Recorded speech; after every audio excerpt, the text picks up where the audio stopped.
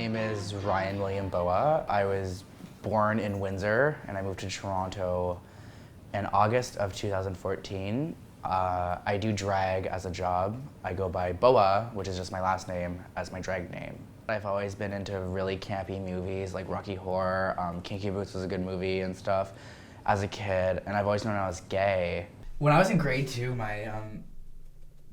I wanted to go for Halloween as the Wicked Witch of the West. And my mom and my dad totally supported me. They bought me the costume. They bought me the costume. They bought me the green face paint and stuff. What happened was there was a challenge on Facebook. It was called the women did the no makeup selfie challenge for breast cancer, and then so guys just did the makeup selfie challenge. I don't know if you remember that, but so I was challenged for it.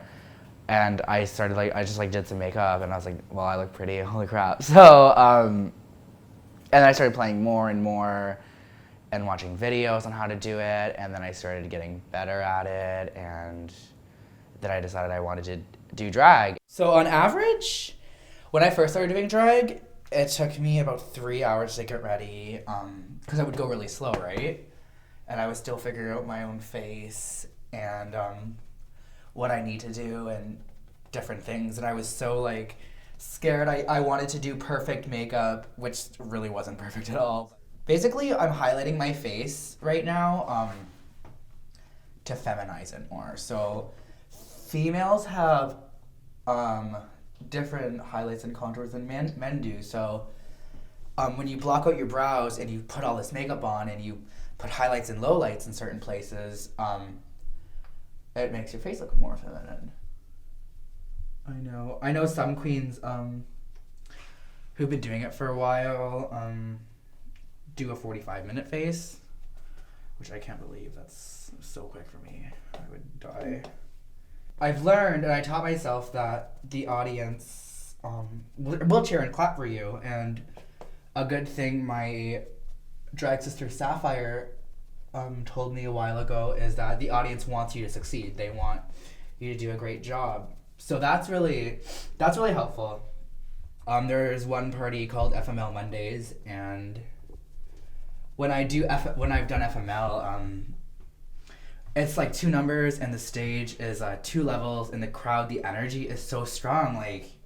You get an adrenaline rush, right? It's a really cool feeling. Or if you're doing pride bookings on certain stages, the stages are so big, and the crowds are so amazing. So you really feed their energy, and it's I almost shake. It's so fun and exhilarating. Oh my God, I'm loving this crowd. I'm making so many new friends tonight. I love your I made you Dean. I made you Felicia, who keeps sitting on my stage. Do not sit on the drag queen stage. I do not come to your... Basically, right now, I'm lucky to be getting the gigs. I'm very new still. I've only been doing this for a year.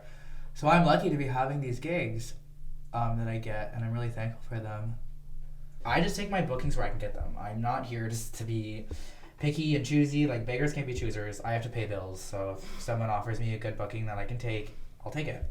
Family members have come to my shows. My sister and my mom. My family lives in Windsor, so it's difficult for them to get to my shows and stuff. But when I do have shows in Windsor, they come, and it's really nice. My dad would come. He's more of a morning person. He's older. He's not gonna come out to a bar to watch me perform at 1 a.m., which I get, but he's so supportive. He's always asking how I'm doing and how my shows are going, and it's really nice. And I'm lucky. I'm very lucky to have the family I have, because not everybody does, and even for being gay, people are kicked out of their house, right? So let alone being a drag queen, people don't understand it.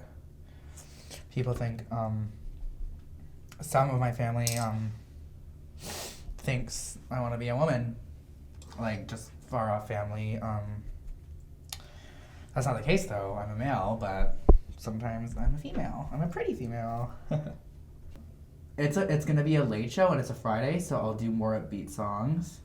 Maybe I'll do some songs from Drag Race. A lot of people like, your makeup is terrible. Are you ready? Are you ready? Are you ready? Are you ready? Are you ready? Are you ready? Are you ready? Your makeup is terrible. Your makeup is terrible. Your makeup is terrible.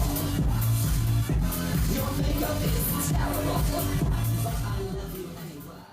So in May, I had my birthday. I turned 20, and I used that because I wanted lots of work and I wanted to celebrate that as much as I can. So I called a lot of people and I asked for bookings and I got them. So there was a guy there. He was kind of weird. I like weird people. I'm weird. I take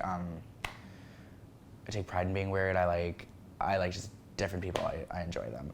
And he was like super sweet to me, tipping me, dancing with us. He was funny. It was my birthday. We were drinking, having fun. He seemed very nice. Said he went to University of Toronto. He said he went for media. He had a lanyard with his face on it. So he seemed like a okay guy, like just somebody you met at a bar. I brought him back to my house. We were drinking and having fun. My roommate was sleeping in the next room, but he was a heavy sleeper, so we had the TV on and stuff in my bedroom and stuff. And all I remember is everything kind of just went black.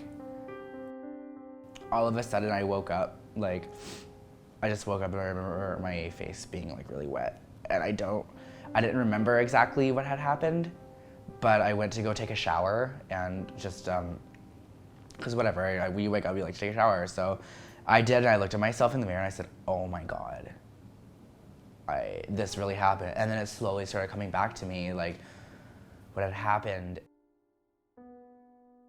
I just remember him holding me down, saying, don't fucking say anything or I'm gonna fucking kill you, like just all this stuff. He said, don't be loud, tell me where your wallet is, tell me where your phone is, or I'm gonna fucking kill you. And I just remember him keep saying that. So naturally, I told him where it was. I said, please don't hurt me, just take it, I don't care. And so what I did was, I went into my room and my laptop was gone, my phone was gone, my wallet was gone, with all my money in it and everything. Looking at my floor, there's blood all over the floor, all over my things. I had a wig covered in blood. I had an outfit covered in blood. I've never seen so much blood. It was scary. It was really scary to see all of this, like especially when it's your blood. You only see that in movies, right?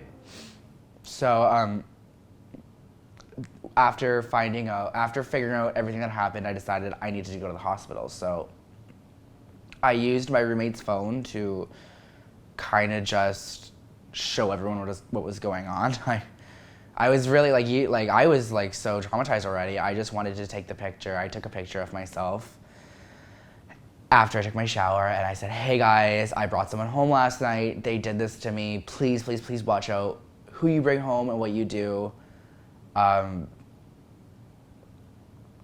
this could happen to you. This could happen to anybody. Please watch out. Have a buddy system. This can't keep happening. Right after that, I was getting some scanning done and stuff, and one of the nurses came up to me and said, I have a call, and I'm sitting here who's calling me? And it was my friend, Ella Eldine, his name is, and he's a drag queen here in Toronto known as Ella Mode. So yeah, she said, hey, it's Ella. Tell me exactly where you are in the hospital. I'm gonna come there. Your story's getting big. They made a GoFundMe for you. Somebody made a GoFundMe for me. Everyone's sharing your photo and everything. And I said, really? I was surprised. I didn't expect that. All these people were sharing and rallying behind me. Glad Day Bookshop also started a fundraiser, and they raised altogether the fundraisers raised about $5,000 for me to replace everything and just get my life back together. I'm lucky. I'm proud to be part of the LGBT community because the community did rally behind me. You don't see that everywhere. You don't see that in every community, but we're we love each other so much and we have such a great support system with each other that they really rallied behind me, and they really really wanted me to know that I was cared for and that they want me to succeed and they don't want me to go through this alone. So I'm so lucky to have that. He has a history. This man has a violent history with people. He has done this to people before.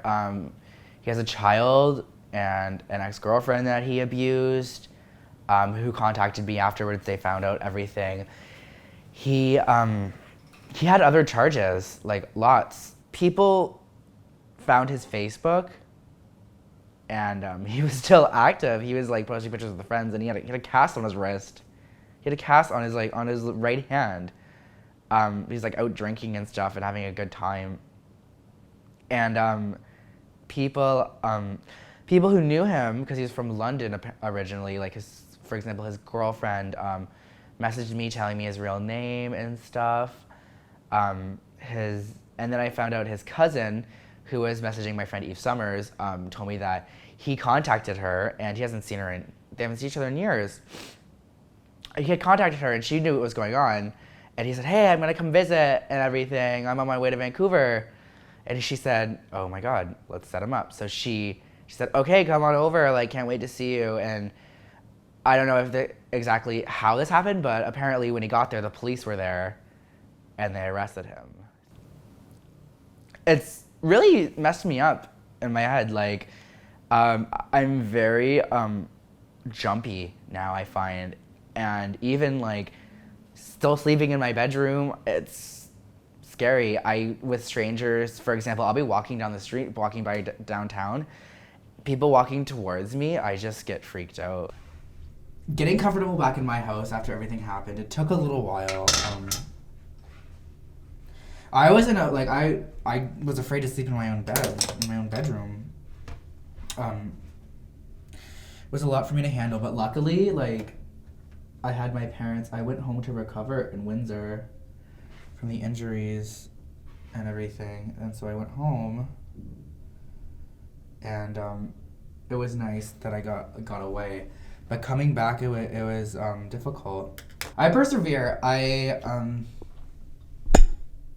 This was a rough year for me, and I don't want to like be that person, but I had a lot of shit happen to me, and I used it. I persevered through it, and I used it as a positive experience. Just like that's the best way I know how to do things, is turn something ugly into something beautiful, I guess. Boa is an extension of Ryan Boa. How she would act, basically. How he would act, I mean. I'm really trying to broaden my horizon with drag. Like, I've done really crazy clown makeup. I've done very fishy makeup. I've done very dark makeup, like spooky makeup, which is kind of where I'm veering towards. Like, I like doing this kind of spooky look because it works for me. Like, I'll do like a black neck and black lips and like not much blush, so it's like I look almost dead. I like that. That's like kind of my style that I want to go towards more. But people want drag. They want big. So if I have to do that, I have to do it really big.